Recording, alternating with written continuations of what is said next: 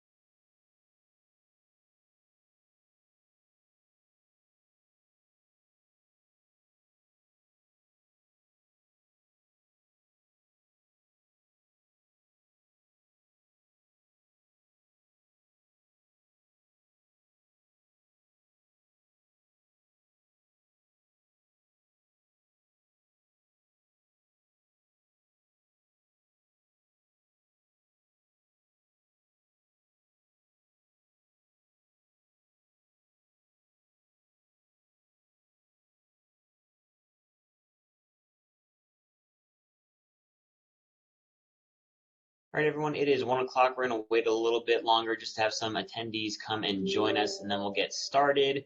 But feel free to put any questions that you have throughout the presentation into the chat box, and the presenters will be able to respond to you.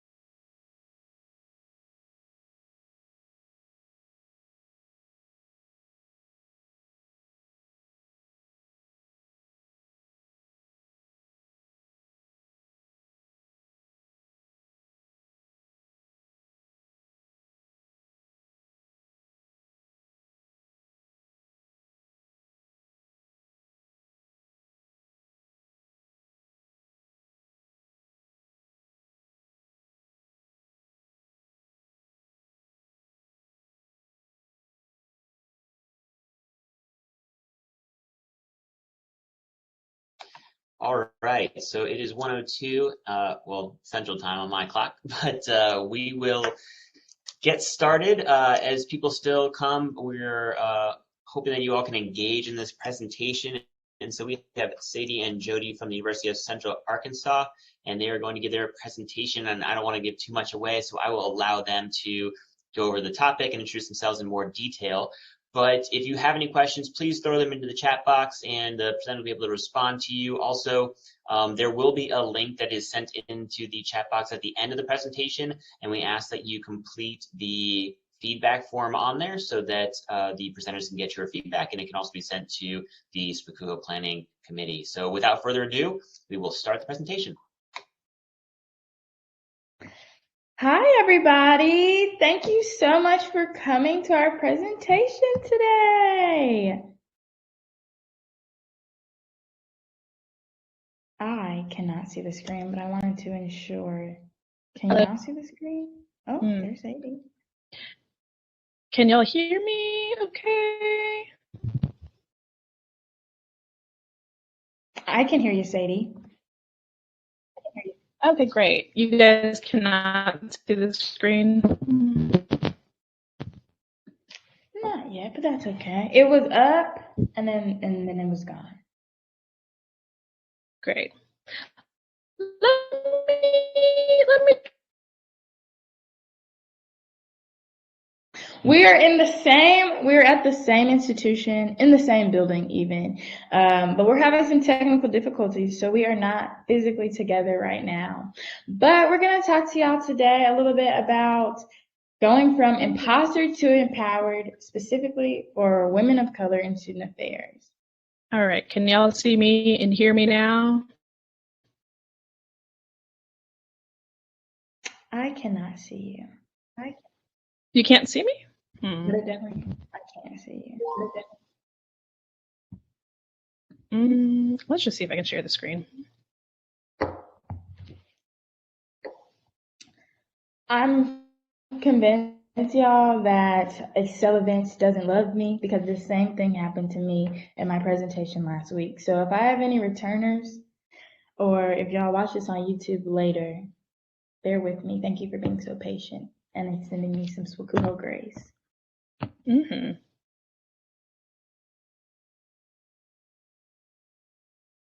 I can also, maybe we can just pull up.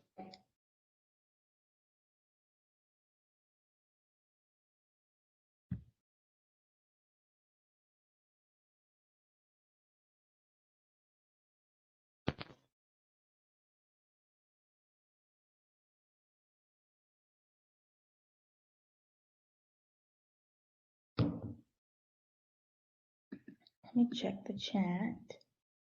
Are y'all able to see the screen or see Sadie now at all?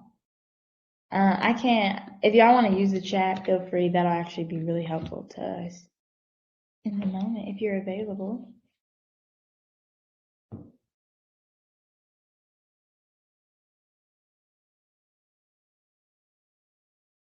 Wow, this is an interesting.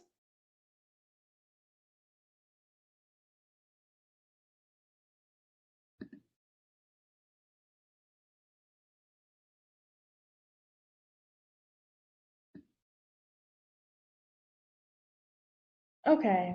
So some people were saying that they were able to see the screen, Sadie. So if you just want to go ahead and maybe just try sharing the screen again, the way that you had it.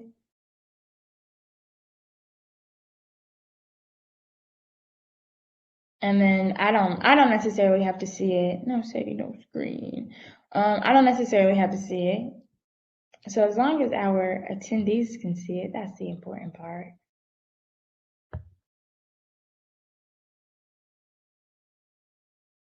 But we want to see your beautiful tip. Okay. Are we getting somewhere now? Is it working? We see the screen. Okay, cool. We getting there slowly, y'all. We are getting there. Let's see.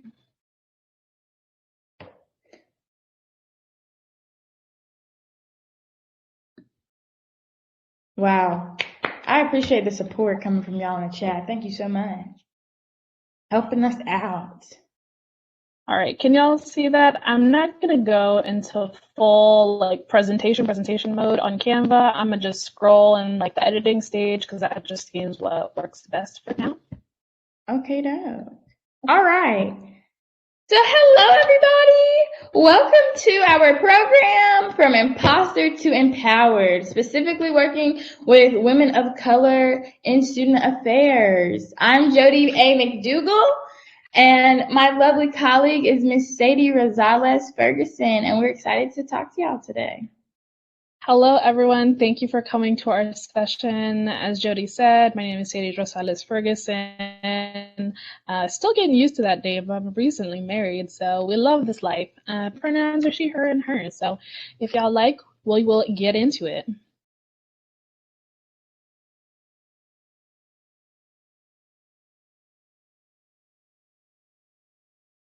Awesome. Right. So we want to share a little bit of why we're here. I'll let Sadie go into it. Sorry. All right. Thank y'all. So why are we here? So obviously me and Jody, we identify as women of color. We are in student affairs. We are both residence coordinators at the University of Central Arkansas. In our time here, we've come to realize that we've had a lot of personal experiences in overcoming imposter syndrome that we have felt, especially as we are new professionals. It's a new area in terms of supervising a hall. We are not assistant hall directors. It's a lot of kind of learn the process as you go. So through that experience, we were able to reflect our personal experiences of imposter syndrome. How has this affected our careers and our lives? And we are still obviously continuing to overcome our personal imposter syndrome, but we decided that it's important for us to share our resources, our tips, our journey with other women of color who may be experiencing imposter syndrome, and also share this with people who don't identify as women of color so that they can support their peers and their students who do identify as women of color.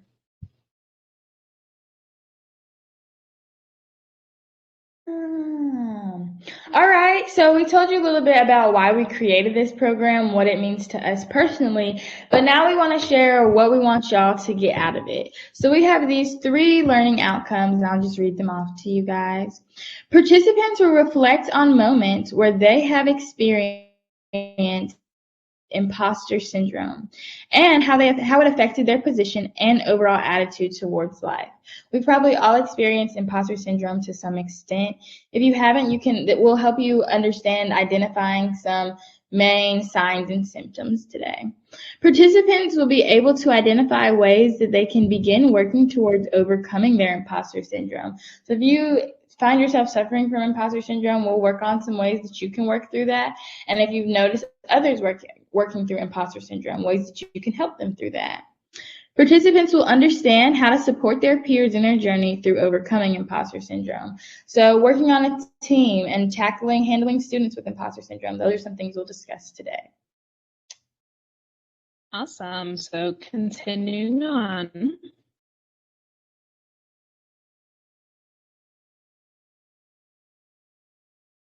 So what even is imposter syndrome?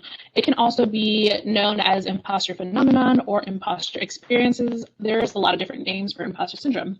So the first time that we've seen imposter syndrome in academia or in society is through an article written by Dr. Clance and Dr. Imez in 1978, and it was called The Imposter Phenomenon in High Achieving Women, Dynamics and Therapeutic Intervention.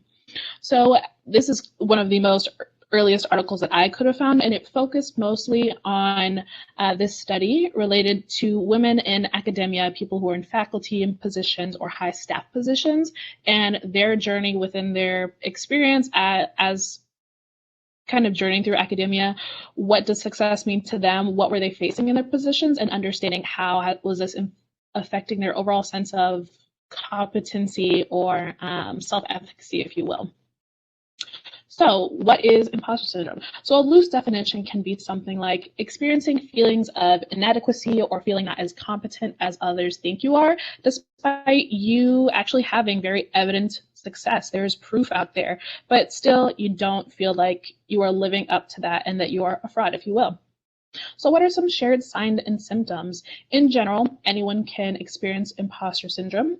So some things you might see is self-doubt. So that's understanding, do you have the abilities to complete a requirement in your position? Not being able to realistically assess your skills. Maybe a lot of people say, you're really good at communication, but you say, I feel like I'm horrible at communication. I don't think that's very much true. Another sign is fear of not living up to expectations. Again, this goes into the fraud of there's such high standards to meet and you're not able to reach those. Another sign is making sure things are perfect. Within imposter syndrome, sometimes people feel the need to prove their worth or prove that they are amazing, wonderful employees. And sometimes to go along with that, they have to overcompensate in terms of making sure everything is perfect, everything is exactly how you planned it to be. And the last general sign of imposter syndrome is not asking for help. Again, this is just to say that we have to continue to fool other people into thinking we're competent. They can't know that I need help. If they know I need help, they're going to think that I don't know what I'm doing here.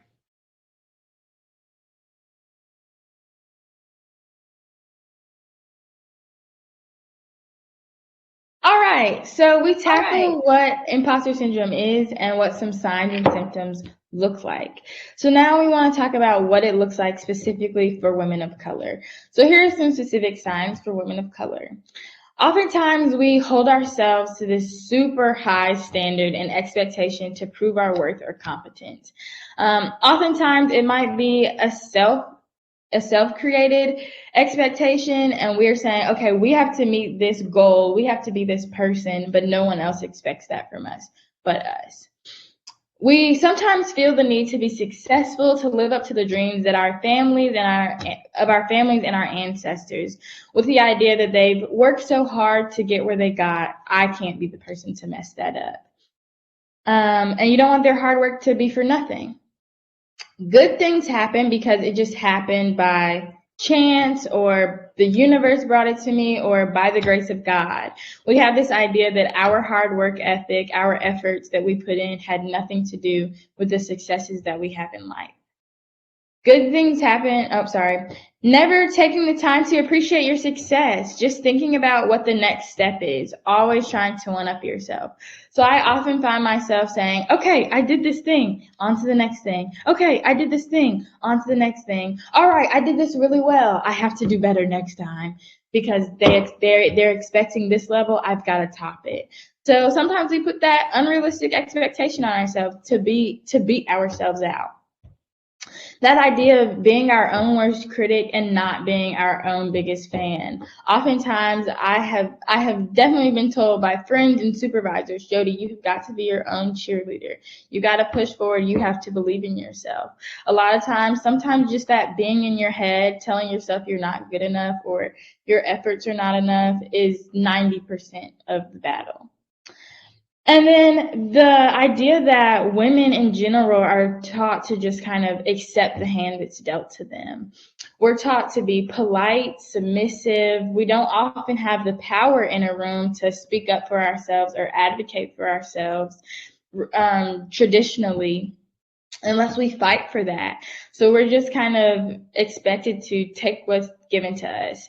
Especially for women of color, though, when we do decide to speak up, we're often labeled as aggressive or angry or spicy or sassy or even unprofessional just because we shared our opinions. So we can shrink and convince ourselves that we just have to do what's given to us. Mm-hmm.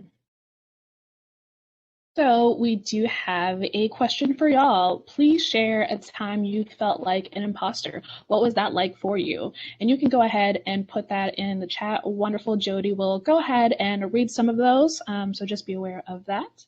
And while you're thinking of that, I can share a personal experience that I felt with imposter syndrome.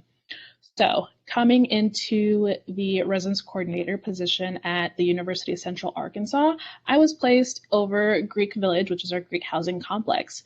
In that moment, I did not feel like I was the best person I could be. I had never worked with upperclassmen. And I also had never worked with students who had Greek affiliation. So that was a completely new environment for me to kind of understand. And how do I navigate that? How do I find a way to reach out to these students to find commonalities, especially as, again, I had never experienced that. I didn't want to overstep any boundaries because it was their sorority houses. I didn't want to insert myself in places that I felt like, oh, maybe I shouldn't be inserted, just because it's the careful walk of how do you work with Greek life when you have no Greek life knowledge. So that was a lot of places that I felt imposter syndrome. And also coming into the RC position, it's a very autonomous position, something that you decide what you look like as a supervisor. How do you, work in your hall? How do you be a leader to your staff? It's very much all on you, and what do you see? When I was an RA, before coming into the RA position or the RC position, I was in a department that was extremely, extremely structured. They laid out the steps to every single procedure process. They said, this is how you should think. This is how you interact with a student in a difficult conversation. And very much I knew exactly what was expected of me, and having that extremely high standard to meet. So coming into the RC position, I was really taken aback. It was a little bit of culture shock, if you will, or work shock, if you will, because I came from such a structured place to now a place that's more like, you create the structure, or what do you want to do? And so I told myself, I was like, am I even able to understand what is even the policies and procedures of this university? How am I supposed to be a good supervisor when I just left this RA position? I don't know how to make those structures. And throughout my first year as an RC, that really just affected me and how I viewed my position here. I was going through a lot of issues with mental health and mental illness. I didn't feel any motivation to try and be super amazing and awesome and do extra work or extra initiatives outside of the ones required of me. I felt like I wasn't connecting intentionally with the rest of my peers who are also RCs. So that was a moment of imposter syndrome that I experienced.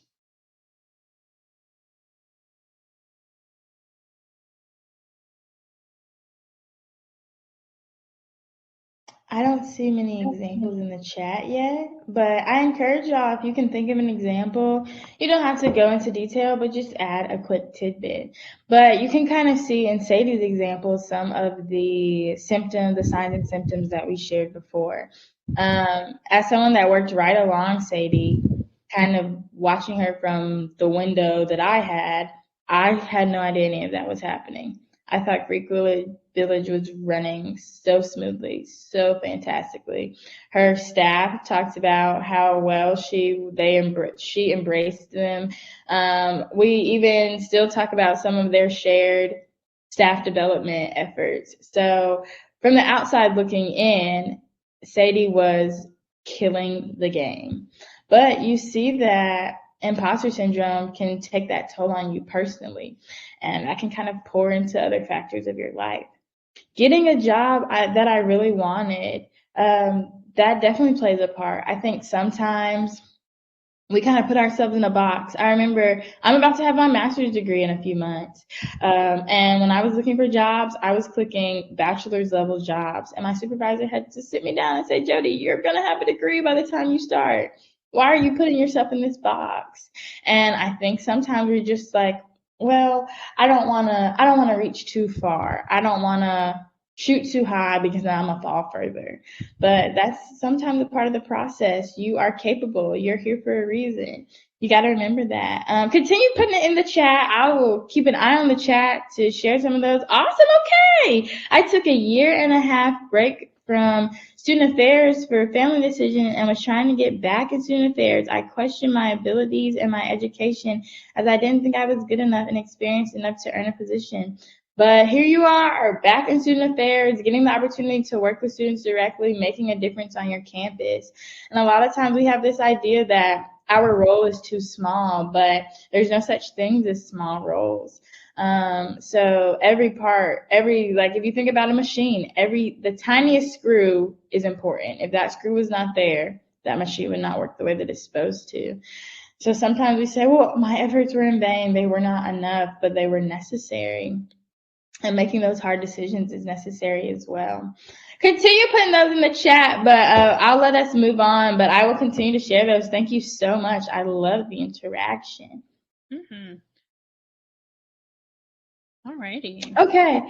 So we talk a little bit about how you guys have felt imposter syndrome, what those signs and symptoms are, how women of color specifically feel imposter syndrome.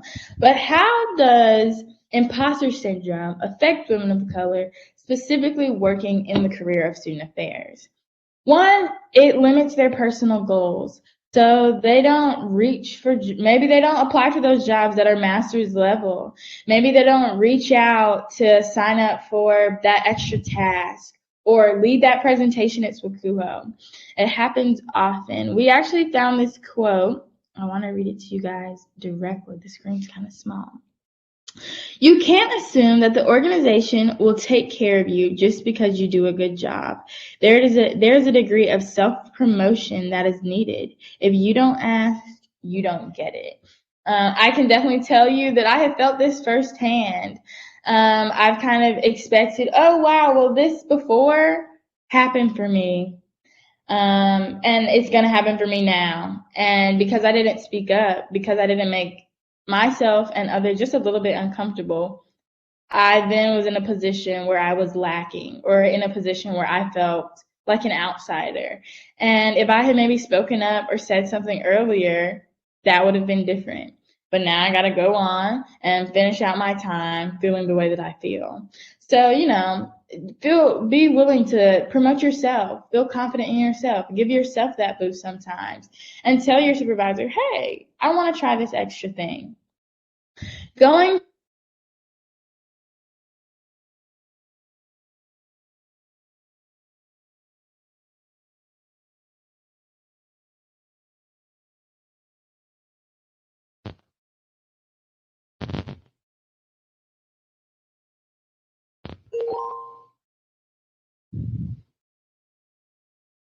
Jody, we lost you, girl.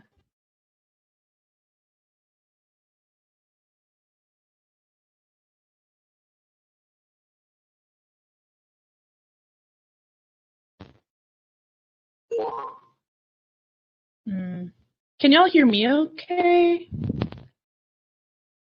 Evan, if you want to send a message to confirm if you can hear me okay. I think, Jody, we still can't hear you.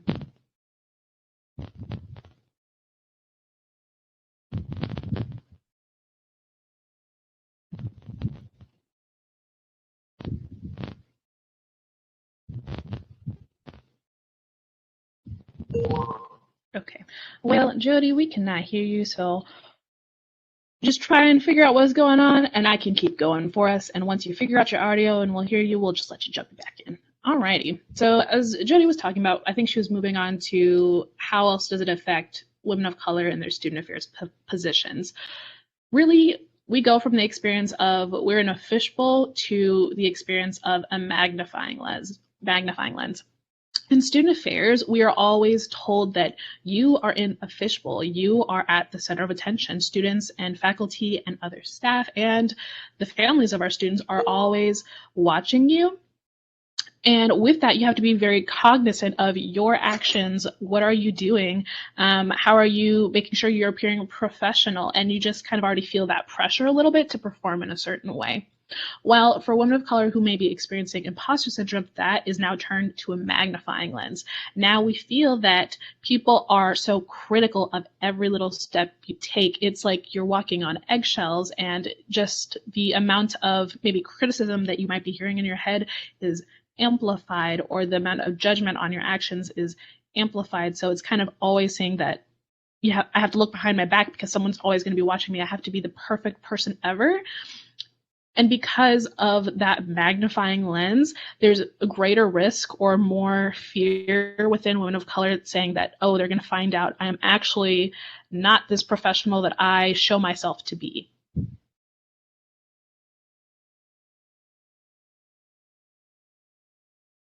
All right, moving along. So, challenges of the journey. It's important that as women of color, how do we overcome imposter syndrome? First, you need to mentally prepare yourself for what challenges you might face in your journey. It's very real that, your process to overcome is not always strawberries and cream. It's not going to be peaches and cream. There's going to be moments where you might have relapse or you might have some days of negative thinking. So it's best to prepare yourself mentally so that you realize when that time does come, you are like, okay, I already expected this to be here. Let's address it, get it moving.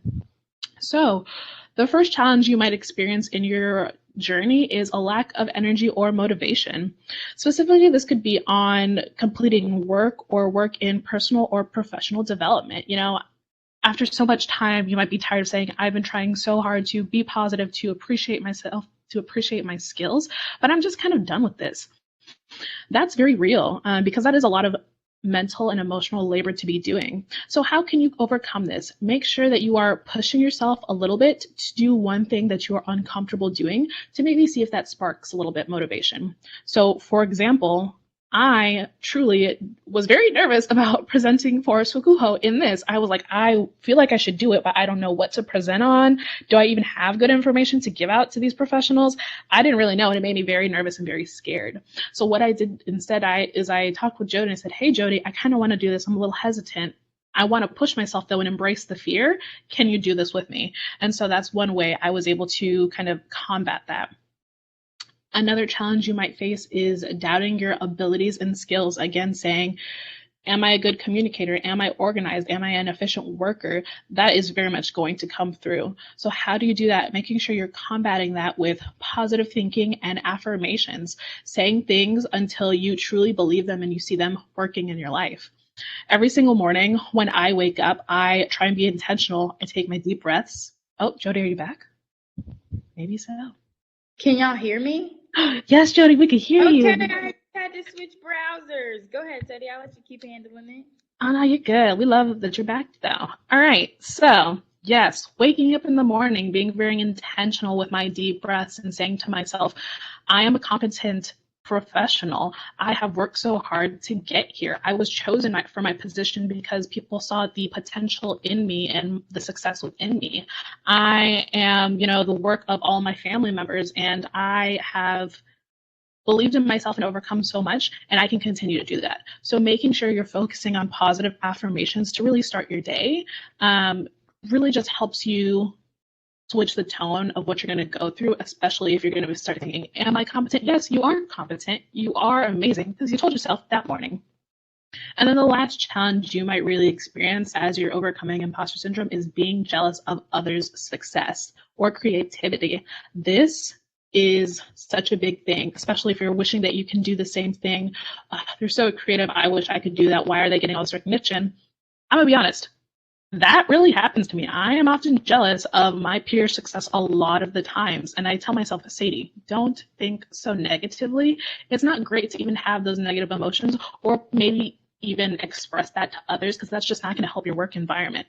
And so having to turn that, what I've done instead is I am connecting with the people I am jealous of, and I come and say, hey, I really like this program or initiative you're doing. I think it's amazing. Can you kind of give me some advice? How did you come up with this creative idea? And see if they can really guide you or mentor you and maybe inspire you in a way they were inspired. So now you are connecting and collaborating with others instead of just holding that jealousy within yourself.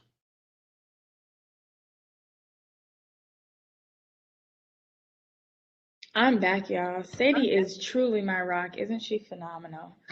Okay, so we have another question for y'all to put in the chat. Do you have any advice or tips for overcoming feeling like an imposter?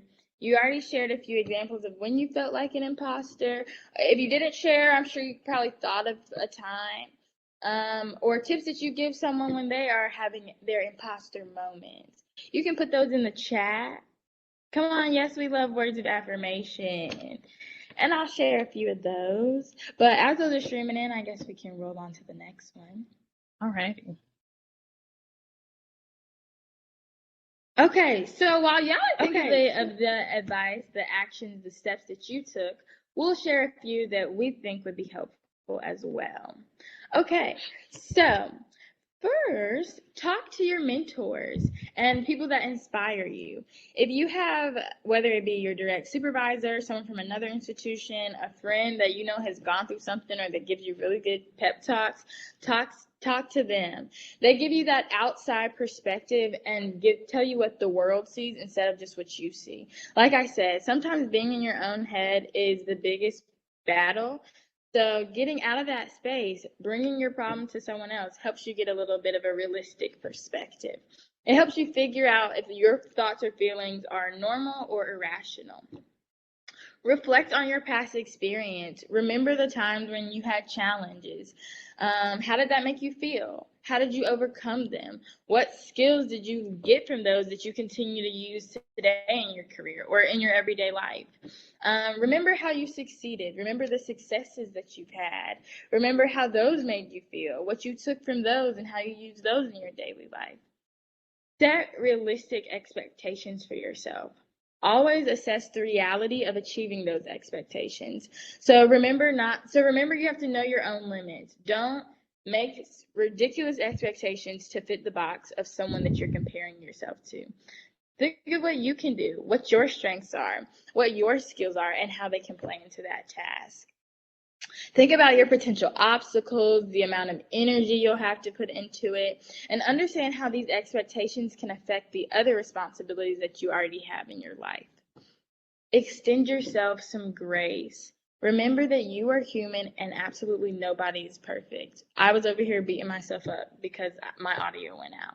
But I am human. Nobody is perfect. If you need to take time to rest, do that. Take a day off. Take an early lunch. Do not burn yourself out. You cannot pour from an empty cup. Learn how to be okay with just doing your job. Don't sign up for all that extra stuff if you don't have it on your plate. If you do not have it in you, sometimes it's okay to take the day. Sorry. And be flexible with yourself. If you need to change a deadline, change that deadline. If you've set that deadline for yourself, be willing to have some wiggle room. Talk to a supervisor. Talk to those that expect things from you. Hey, y'all, I got a lot of stuff going on. Be willing to extend yourself and others some grace. And then take up some space and get involved. If you have some spare energy, if you feel like you got stuff left in you, go out and do that stuff. Go out and be involved. Get your hands dirty. Take up the space in the room. Ask questions. Let your personality shine through as you're talking to others, as you're working with others, as you're doing things that you like. Speak up in conversations. Put in your input. Add your opinion. Add your perspective, just so that it's another voice in the room. Make yourself heard. Sign up for volunteer opportunities within the fields. So with student affairs, we have NASPA, ACPA, TPE, SWACUHO. Get involved in those opportunities. Push yourself through the fear of that you might be experiencing and get out of your comfort zone by taking some responsibilities. Sadie and I sat down and talked to each other and we said, do we really want to do this presentation? What if we don't say the right thing? Oh my gosh. And we kind of encouraged each other, challenged each other, and pushed ourselves out of our comfort zone to make this for y'all. And show people that your work is quality. What you do is beneficial. You are here for a reason. You have to believe that. Thank you so much. So looking at that, obviously, in our journey of overcoming imposter syndrome and assessing that within ourselves, realize that this is not a journey that you have to go through alone at all. Use your support system and the people around you, because they will continue to hold you up through times of difficulty and stress. So where can you receive some support? First off is reach out to other women of color around you. Like me, that's me reaching out to Jodiana and saying, hey, we need to do this presentation. We need to support ourselves, get through this job search that we're currently in, a shameless plug, and just kind of support ourselves through it. And who else better to relate to and talk to about what you're experiencing than the other women that you work with that will probably be experiencing this themselves. You are going to be going through your own personal journeys, but you can for sure find commonalities within each other. And it also helps you validate your feelings, so you don't think that you're the only person experiencing it. You're the only person kind of out of the loop. If by chance you're not so fortunate, you are identified as the only one of color in your department, there's no one else there, for sure, use the beautiful internet. It is here. So join some online communities. There are lots of virtual groups that you can get support from online, and that'll also just help you build your network as well. And one of these groups can be the Facebook group. It's called Women of Color in Student Affairs. I am a part of that group. And so a lot of people I see, put questions in there, ask for advice, share opportunities of leadership that they have or certain initiatives that they're doing. And it's just a really great positive place. Another thing you can do is read books by women of color and their experiences. Again, it's another way for you to relate to their experiences and also get some inspiration. Obviously, these women are so knowledgeable and they've realized kind of the journey they came through and said, I'm going to write this amazing book and help other people out there. So please take advantage of those. And then lastly, get some therapy, y'all. If you have those health benefits through your position, you better get some therapy, because sometimes we do need a little bit more help, specifically professional help, and there's no shame to it to get therapy. I think it's something that everyone needs, so please utilize it. And there, along with that comes some internal work. If maybe your cultural or your family or your background thinks some type of way about maybe mental health or anything like that, that might be a journey you have to overcome, but please use that resource of therapy.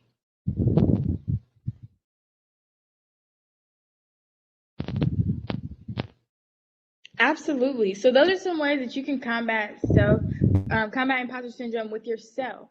But if you're noticing that someone on your team, that one of your friends has imposter syndrome, here are some ways that you can help them as well. So learn to recognize those signs and symptoms. We went over what those main signs and symptoms are that everybody might experience, but also the specific symptoms for women of color. Consider those. Consider the symptoms that you've experienced and how they might look a little bit different. Get feedback from others about their work environment. So if you maybe are supervising a group and you see that someone on your team is feeling imposter syndrome, ask how you can help them. Are you an open space for them to come to? Is your office dynamic where they feel like they are comfortable sharing their mistakes and their challenges? Think about their work environment. How can you help change it? How can you make it better?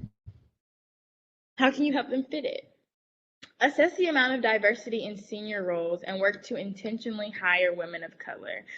Fortunately, Sadie and I we are entry level, going into entry level jobs. We work with lots of women of color, lots of people of color.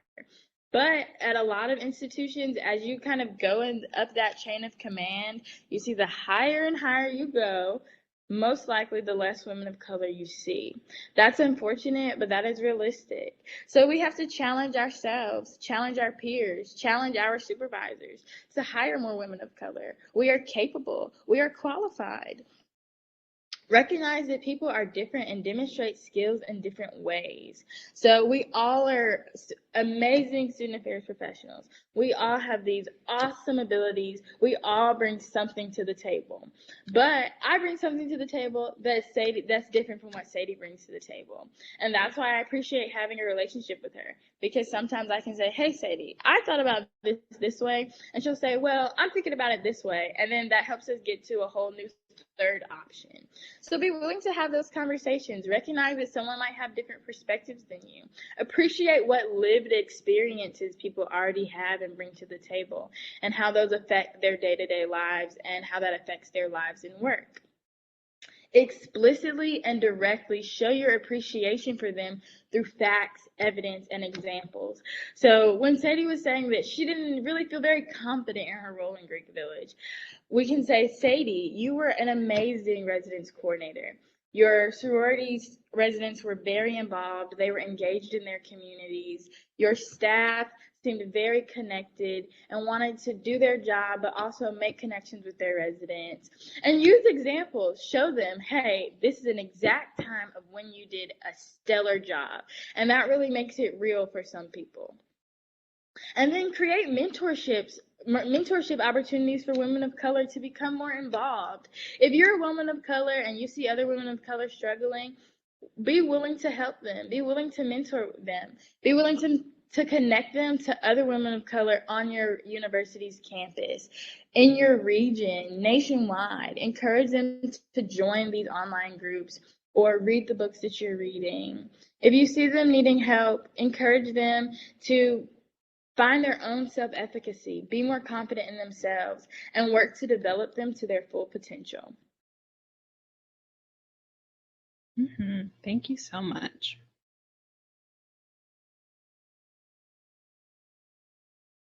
So talking about that, we've already now discussed how do you support your fellow peers and your fellow team members, or if you're in a mid-level position, your supervisees as well.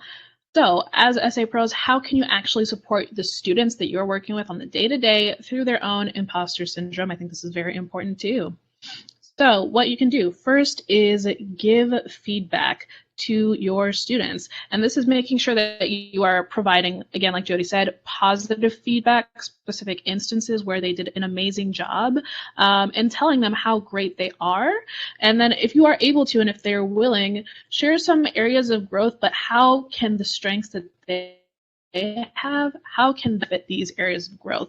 And it's also important to speak with your students and encourage them to ask for feedback from other people they trust. Again, it takes a community, it takes a village, and so you should be able to connect your students and have them feel empowered to ask for help from lots of different sources of people. The second way is to share your mistakes. Within imposter syndrome, and especially within students, they feel so horrible the second they make the wrong move or a mistake. They're like, oh God, this is so horrible. They're very self-critical. But we obviously know they're still growing, they're still maturing. So explain to them, it's okay to make mistakes. Remind them they are a work in progress, and how do they just accept the mistakes or accept rejection and strive through that truly. And the way you can do this is be vulnerable with your own mistakes and what you have done and what you learned from it. That way they can truly see, oh, this person that I look so highly up towards, they had a lot of those issues that I'm kind of going through right now. I can kind of do it too. If they do it, I got this. So make sure you are being vulnerable in that method. Again, encouraging their strengths and their skills. It's important to identify who they are and making sure you're attributing their success to internal factors. Again, we're not saying it's by the universe or by the grace of God. If you want to add that in addition to, but the main source of your success should be an internal factor. Something that my supervisor has been working on a lot that I'm actually going to start practicing myself is when she's telling people that they're proud of them. So instead of saying, hey, I'm very proud of you for presenting at Tsukuho, she says, Sadie, you should be proud of yourself for presenting at Tsukuho. And I think that's really amazing and important to use, because then people feel that they are not trying to do actions for others, but they're trying to do actions and success for themselves.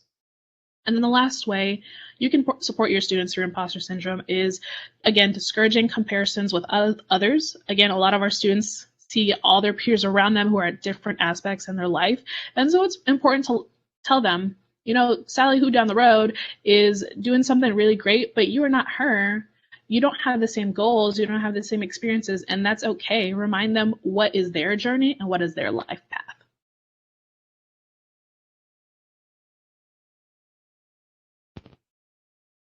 Absolutely. Thank you, Sadie. So we always hear this idea of fake it till you make it, put on a happy face, go out in the world and do you, but then when you get back to the house, you can break down, you can hit the floor. I was actually called out on it this week. My supervisor said, Jody, I noticed that crack in your voice that you put on when you think you're okay, but you're not. And that was a wake-up call for me. And sometimes we go into life and we say, oh my gosh, I have to put on this happy face. I have to pretend like everything's okay, but everything is not. Or you don't feel like you're enough. So we found this awesome quote and wanted to share it with y'all. Visualize your success, then you can realize your power. Act becomes fact. Go back and think about all the incredible things that you have already done that got you to this point. Again, you are here for a reason. Whether you got to pull out your resume or write it down on your bathroom mirror, whatever it is, think about the incredible things that you already have on your list. Your accomplishments are incredible. Then think about your power. What has it given you the access to do? Whose lives have you been able to touch? What do you have planned for the future? Think about that realistically and make it real. And then that act that you're putting on doesn't have to be done when you get back to the house, right when you close the door. That is very real. Okay, I had to put on a happy face today, like I did that, but I actually did. Sadie and I came up in here today and we did this Wikuho presentation. So you gotta give yourself a reward for the stuff that you do, whether that's taking an extra day of the weekend, taking an early lunch, getting an extra drink, buying that dessert that you said you weren't gonna have. Reward yourself for the little things because that's an accomplishment. So visualize success, then you can realize your power and act becomes fact. Conquer that imposter syndrome. Thank y'all so much for coming today. We really enjoyed it. Yes, we thank hope you that you so much. learned something. No, I think it was a really good day for me and Jody today. We really had to overcome a lot of technical difficulties here and there, but we were able to really do it and get through it. So thank y'all for having the patience to, sit and learn with us as well. And if anyone has questions, throw them in the chat. Yeah, our session I think has maybe about 10 more minutes. So if you guys would like to hang around, Sadie and I will be here if you have any follow-up questions. If you would like us to share this presentation with you, we can do that as well if you just leave your email in the box, in the chat box. Our moderator, Evan, just dropped the program evaluation survey in there. So go ahead and take that. Tell us how we did. Tell us what you think. But if you would like to get this, if you would like to connect later, we would love that. We can leave our emails in the chat box, but feel free to put yours in the chat box as well. Again, thank you so much for coming. We had so much fun today, in spite of all of it. Going from imposter to empowered. Thank y'all.